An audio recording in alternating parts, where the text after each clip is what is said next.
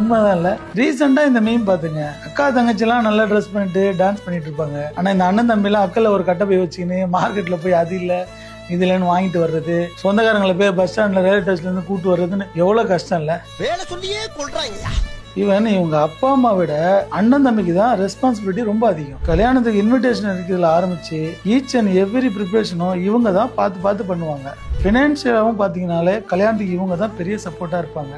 ஏன் கல்யாணத்துக்கு ஆகிற மொத்த செலவுமே அண்ணன் தம்பிங்களே பாத்துக்கிறவங்களும் இருக்காங்க. அதுலயும் கல்யாணத்தப்ப போட்டோ எடுக்க கூட நேரம் இல்லாம கிச்சன்ல ரெடி ஆயிடுச்சா, சொந்தக்காரங்களாம் வந்துட்டாங்களா, வந்தவங்க எல்லாம் காஃபி ஜூஸ் கொடுத்தாச்சான்னு எல்லா வேலையும் இழுத்து போட்டு செஞ்சுட்டு இருப்பாங்க. இப்படி உங்களோட கல்யாணம் நல்லபடியா முடியணுன்றதுக்காக இவங்க போற எஃபர்ட்ஸ் தான் ரொம்ப அதிகம். ஆனாலும் இதெல்லாம் பெரிய கஷ்டம்னு எந்த பிரதர்ஸுமே நினைச்சது இல்லை. ஆல் பிரதர்ஸ் இந்த மாதிரி நீங்க கஷ்டப்பட கூடாதுன்றதுக்காக தான் எங்களை மாதிரி பெஸ்ட் கேட்டர்ஸ் கிட்ட உங்களோட மேரேஜை கொடுத்துட்டு உங்களோட ஈவெண்ட்டை பீஸ்ஃபுல்லா நீங்க பார்க்கலாம். முடிஞ்சா டான்ஸை போட்டு ஸ்டேஜ்லேயே ஒரு 4 பெல்ட்டி கூட அடிக்கலாம். இருங்க ஒரு நிமிஷம், உங்க பாசகார அண்ணன் தம்பிங்களுக்கு இந்த வீடியோவை ஷேர் பண்ணுங்க, அவங்களுக்கு யூஸ்ஃபுல்லா இருக்கும்.